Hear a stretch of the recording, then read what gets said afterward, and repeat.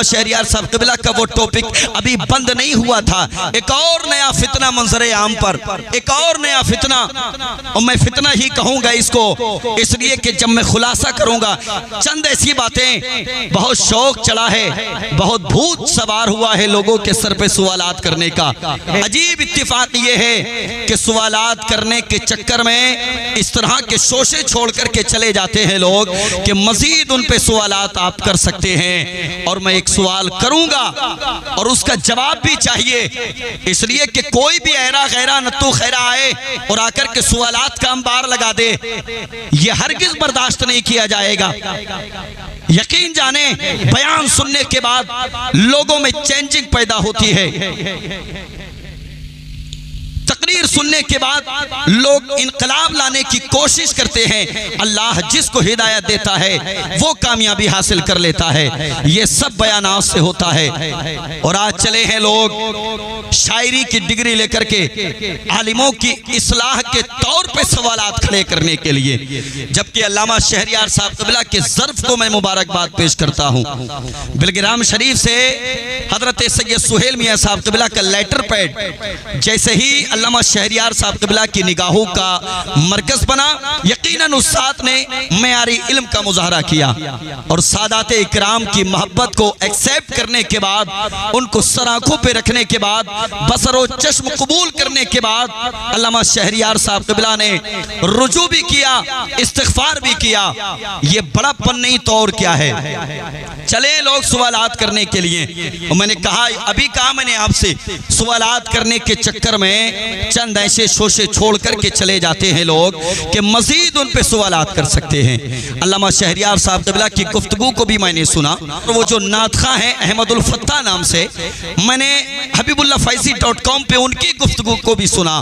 मैं चाहता हूँ कि जरा सा इसका खुलासा कर दिया जाए, इसलिए कि अवामुन नास में एक और नया फितना जन्म ले रहा है। मैं फितना कहूँगा इसको, मैं फौरी तौर पे आपको बता दूं फितना क्या है। सवालात की अल्लामा शहरियार साहब क़िबला के हवाले से हमें कोई दिक्कत नहीं, कोई प्रॉब्लम नहीं, इसलिए कि अल्लाह ने वो सलाहियत अल्लामा शहरियार को अता फरमाई है कि इन जैसे लोगों को मुंह तोड़ जवाब देने के लिए वो ज़ात काफ़ी है। लेकिन मैं चक्कर में पड़ गया, हैरत में पड़ गया। मैंने अहमदुल फत्ता साहब की वो गुफ्तगू सुनी तो उसमें एक फितने के तौर पे एक शोशा उन्होंने ये उजागर किया, हमारा मरकज़ तो बरेली है तो फिर अशरफिया का नाम लेने की ज़रूरत क्या थी। तवज्जो है, हमारा मरकज तो बरेली है तो फिर अशरफिया का नाम लेने की जरूरत क्या थी। तासुबात की ऐनक को हटा के देख, उस शाकाने मुस्तफा की एक आंख अगर बरेली है तो दूसरी आंख का नाम मुबारकपुर है। अगर एक आंख का नाम मंजर इस्लाम है तो दूसरी आंख का नाम अल जामियतुल अशरफिया है। हटा के देख तासुबात की ऐनक, ये फितना नहीं तो और क्या है। अवाम में इंतशार पैदा नहीं करना तो और क्या है, मुझे बताएं। अशरफिया का नाम लेने की जरूरत क्या थी। अक्ल के अंधे, तूने अशरफिया को जाना नहीं है, अशरफिया को पहचाना नहीं है। बहुत जलसे किए होंगे बिहार और बंगाल में, उड़ीसा और छत्तीसगढ़ में। मैं तयक्कुन के साथ कहता हूँ शायद कि कोई एक ऐसा स्टेज मुझे दिखाओ कि जहां अल-जामियतुल अशरफिया के फैजान की सूरत में मिसबाही हजरात मिंबर पाक पर मौजूद ना हो। और आप कहते हैं मियाँ कि अशरफिया का नाम लेने की जरूरत क्या थी। मरकज तो हमारा बरेली है, हाँ मरकज हमारा कल भी बरेली था, मरकज हमारा आज भी बरेली है, मरकज सुबह क़यामत तक बरेली रहेगा, मगर उसी मरकज की शाख को अल जामियतुल अशरफिया कहा जाता है। तुझे मालूम नहीं, उसी मरकज की शाख का नाम अल जामियतुल अशरफिया है।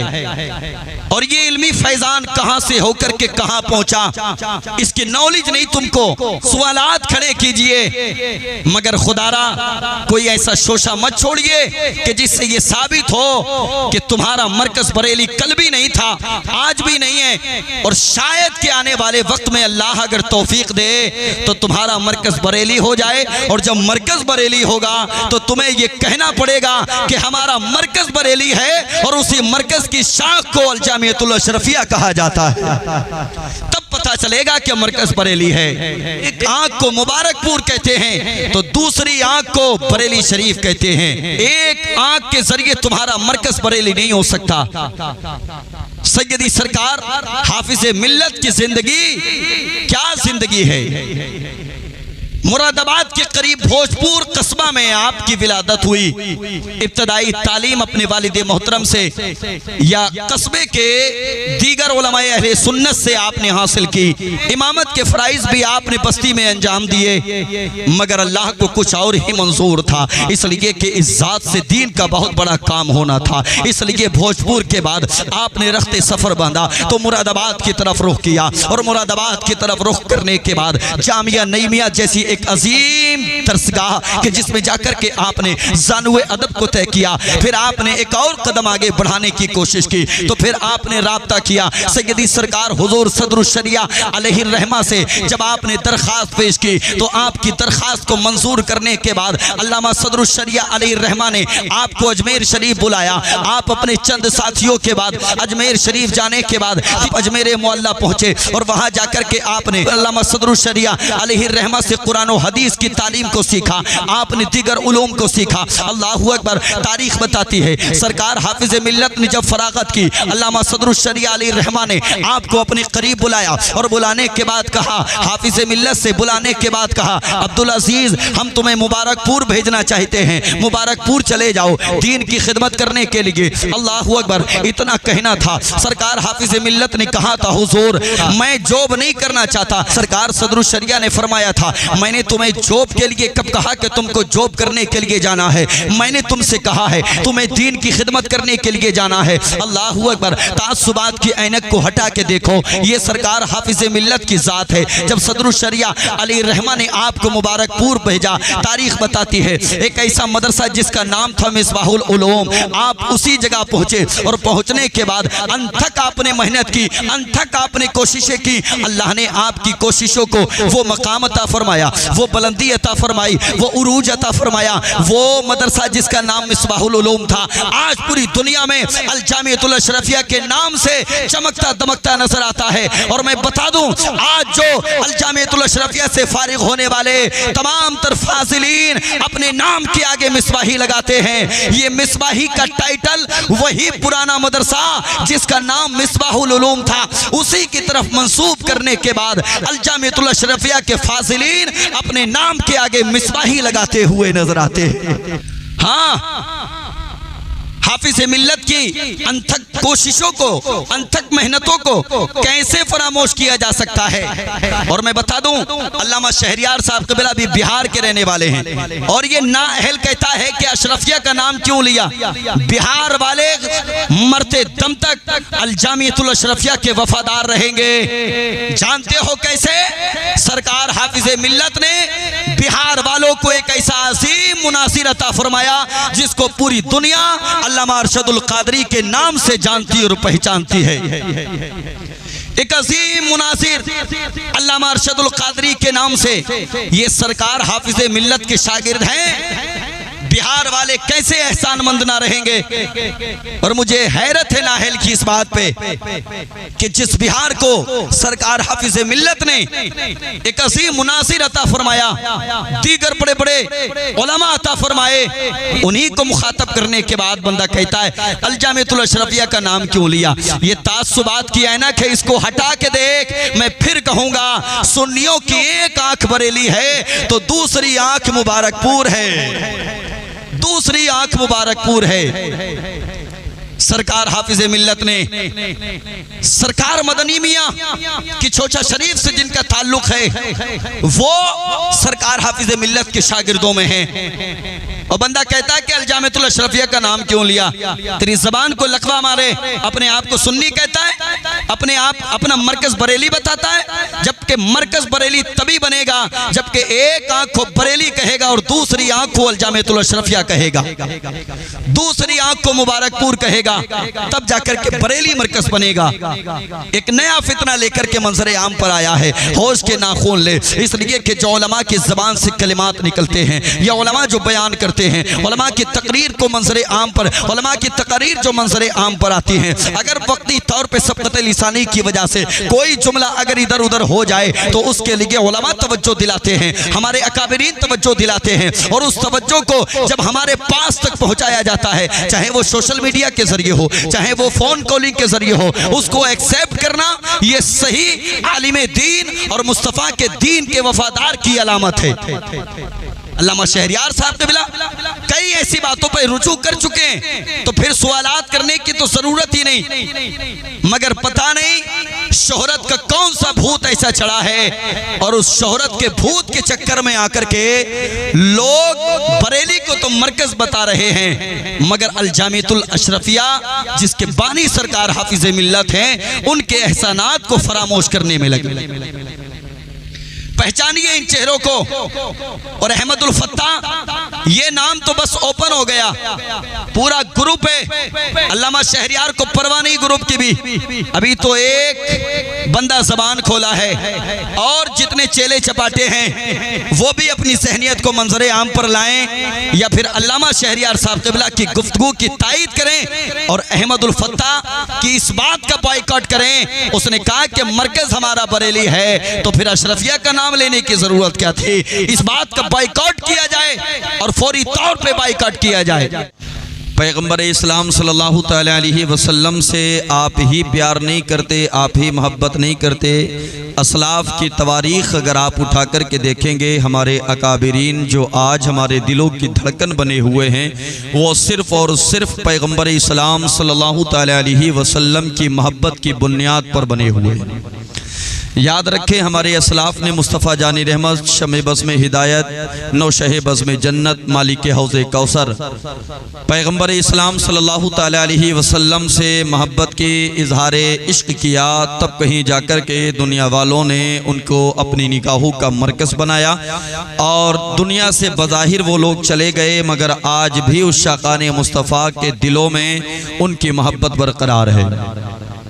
बताने का मकसद ये है कि पैगंबर इस्लाम की मोहब्बत आपको तन्हा नहीं छोड़ेगी। आप भले ही अपने आप को तन्हा महसूस करेंगे, लेकिन यकीनन आप उस शाक़ाने मुस्तफ़ा सल्लल्लाहु तआला अलैहि वसल्लम के दिलों की हमेशा धड़कन बन कर के रहेंगे। जितना हो सके मदीने वाले से प्यार कीजिएगा, मदीने वाले से मोहब्बत कीजिएगा। पैगंबर इस्लाम सल्लल्लाहु तआला अलैहि वसल्लम की मोहब्बत एक वाहिद तरीक़ा है अपने आप को ज़माने में सुरखरू करने का, अपने आप को ज़माने में मुमताज़ करने का, अपने आप को ज़माने में नुमाया दिखाने का। पैगंबर इस्लाम सल्लल्लाहु तआला अलैहि वसल्लम ने आज से 1450 साल पहले तकरीबन एक दरसगाह का एहतमाम इंतज़ाम किया। उम्मत मुस्लिमा सल्लल्लाहु तआला अलैहि वसल्लम के इल्मी मालूमात में इजाफ़ा करने के लिए कुरान की तालीम वहाँ दी गई, अहादीस की तालीम वहाँ दी गई। पैगंबर इस्लाम सल्लल्लाहु तआला अलैहि वसल्लम की उसी अजीम दरसगाह की रोशनी आलम इस्लाम में फैली, और दीन मुस्तफ़ा सल्लल्लाहु तआला अलैहि वसल्लम के नॉलेज को लोगों ने एक्सेप्ट किया, दीन मुस्तफ़ा सल्लल्लाहु तआला अलैहि वसल्लम की नॉलेज को लोगों ने हासिल किया। फिर यही सिलसिला दराज होता गया। आज तक उसी तालीम को हम अपनी निगाहों के सामने रख कर के आने वाली नस्लों से यही उम्मीद करते हैं कि ये तालीमी सिलसिला इंशाअल्लाह सुबह क़यामत तक जारी और सारी रहेगा। मैं आपकी सहनियत को करीब करके चंद ऐसी बातें आपकी निगाहों के सामने ओपन करूंगा कि जो मेरे लिए भी और आलम इस्लाम के हर एक आशिक़ी रसूल के लिए कारामद साबित होती हुई नजर आएंगी। अल्लाह सबसे पहले उन बातों पे मुझे बादहू हम सबको अमल खैर की तौफीक अता फरमाए। याद रखें, पैगंबर इस्लाम सल्लल्लाहु तआला अलैहि वसल्लम की हदीस को अगर आप निगाहों के सामने लेकर के आएंगे, मुस्तफ़ा जानी रहमत सल्लल्लाहु तआला अलैहि वसल्लम की हदीस को निगाहों का मरकज़ बनाएंगे, तो आपको ये जानना भी बेहद ज़रूरी होगा। हदीस तीन तरह की हुआ करती है। एक हदीस कौली हुआ करती है, एक हदीस फ़ेली हुआ करती है, और एक हदीस तकरीरी हुआ करती है। अब हमें हदीस कौली की कंडीशन को समझना होगा, हमें हदीस फ़ैली की कंडीशन को समझना होगा, हमें हदीस तकरीरी की कंडीशन को समझना होगा। जब हर एक हदीस की कंडीशन हमारी और आपकी निगाहों का मरकज़ बन जाएगी, तब हम पहचानेंगे कि जवानी किसको कहते हैं, बचपन किसको कहते हैं, बुजुर्गी किसको कहते हैं, माँ बाप का एहतराम क्या है, अपने बड़ों से बात करने का शऊर कैसा होना चाहिए, अपने बड़ों का अदब और एहतराम कितना हमको बजा लाना चाहिए। पैगम्बर इस्लाम सल्लल्लाहु तआला अलैहि वसल्लम की हदीस को निगाहों के सामने रखकर ये सारी चीज़ें ओपन होती हुई नजर आएंगी। मैं आपकी ज़हनियत को करीब करके बताना चाहता हूँ, हदीस कौली उसको कहते हैं जो मेरे नबी ने फरमा दिया, उसको हदीस कौली कहते हैं जो मेरे नबी ने करके दिखाया, उसको हदीस फ़ैली कहते हैं। और जिस जगह मेरे और आपके पैगम्बर खामोश रहे, चुप रहे, उसको हदीस तकरीरी कहा जाता है। यानी पैगम्बर इस्लाम ने अपने लभाए मुबारका को नहीं खोला मगर इजहार मसरत फरमाया, उसी को हदीस तकरीरी कहा जाता है। मैं आपकी सहनियत को करीब करके आपको बता देना चाहता हूँ, ये कुर्ता पैजामा पहनना हदीस से साबित नहीं, मगर मुस्तफ़ा खामोश रहे, मेरे नबी चुप रहे, इजहार मसरत फरमाया, इसी को हदीस तकरीरी कहा जाता है। आओ और जहनियत को करीब करके मेरी बात को अपनी जहनियत में उतारने की कोशिश कीजिएगा। हम रोज़ उलमा की तकारीर सुनते हैं, हम रोज़ बयानात अपनी निगाहों के सामने बयानात के चैप्टर्स ऑन करते हुए नजर आते हैं। हम उन बयानात को सुनने के बाद अपनी ज़िंदगी में क्या बदलाव पैदा करते हैं, अपनी ज़िंदगी में क्या नया इनकलाब लेकर के आते हैं, अपनी ज़िंदगी में क्या चेंजिंग लेकर के आते हैं। अगर हम पहले से बेनमाजी थे, हमें तकरीर सुनने के बाद नमाज की आदत डालना चाहिए, हमें बयान सुनने के बाद अपने आप को रोज़ेदार बनाना होगा। अगर हम पहले से माँ बाप के वफादार नहीं थे, हमें मुस्तफ़ा की हदीस को निगाहों के सामने रखने के बाद अपने माँ बाप का फरमा बरदार बन करके दिखाना होगा। यानी हमारे अंदर जो चेंजिंग आना चाहिए वो बयान सुनने के बाद आना चाहिए, जो हमारी ज़िंदगी में इनकलाब आना चाहिए वो तकरीर सुन कर के आना चाहिए। लेकिन हमारी कौम जलसे भी रोज़ सुनती है, हमारी कौम तकरीर भी रोज़ सुनती है, हमारी कौम बयानात भी रोज़ सुनती है। बेनमाजी कल भी समाज में थे,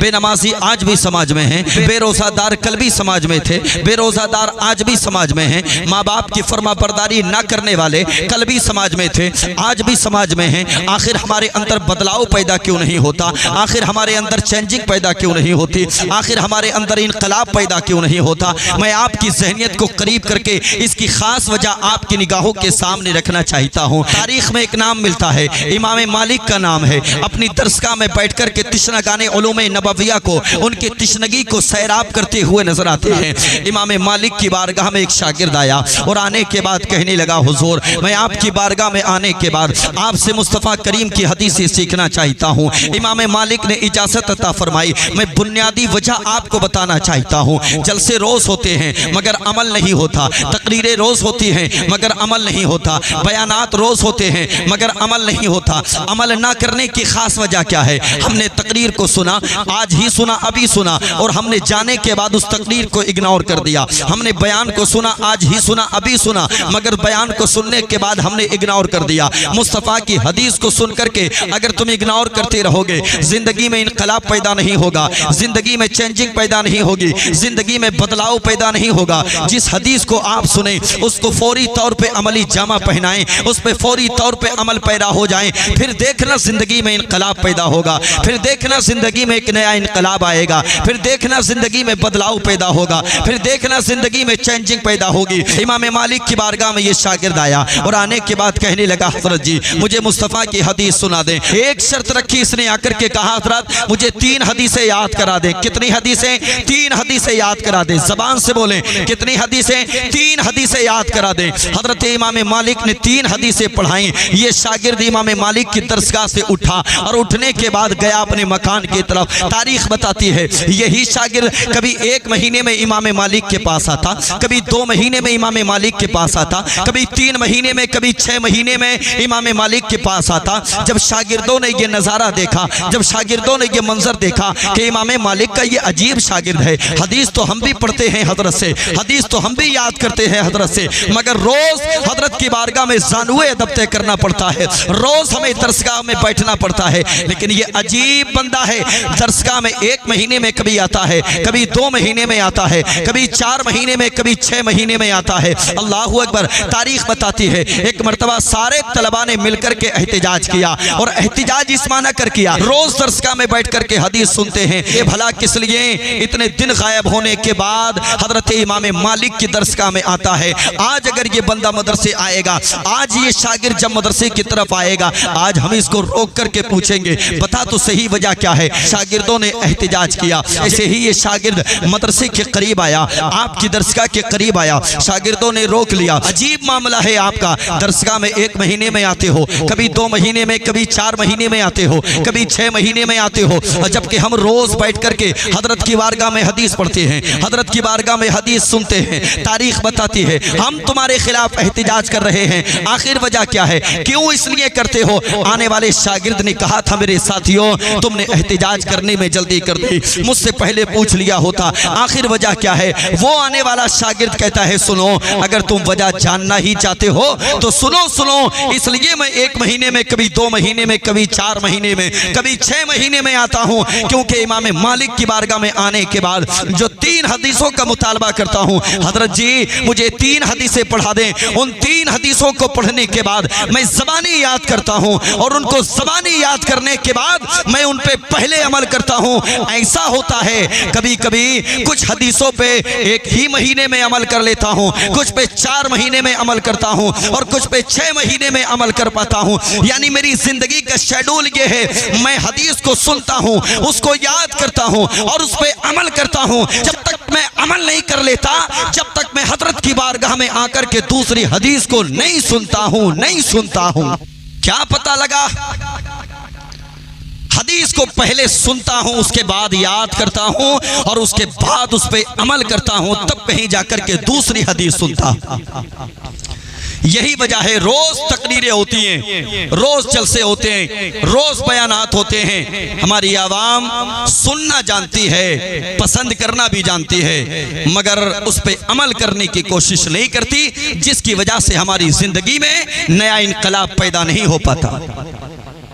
हालात जलसों के भी इस कदर पेचीदा हो गए। मैंने अभी एक तकरीर में कुछ ही दिन पहले, शायद कि सोशल मीडिया के जरिए से आपने देखा होगा, अल्लामा शहरियार साहब क़िबला के हवाले से एक बात को मैंने ओपन किया था, और मैंने ये तायीद करते हुए अल्लामा शहरियार साहब क़िबला की कहा था कि जरा सा तहकीक किया करें, पहले तोलें और उसके बाद बोलें। मगर कुछ नाअहल लोग तोलने की तो नौबत ही नहीं आती, मौका मिल जाए उनको बोलने का, और बिला तहकीक के जब बोलते हैं तो कन्फर्म गिरफ्त में आएंगे। इसलिए कि जहां इल्मी बात होगी वहां इल्मी नजरिए से आपको सोचना पड़ेगा, जहां इल्मी बात होगी वहां इल्मी लियाकत का मुजाहरा आपको कराना पड़ेगा।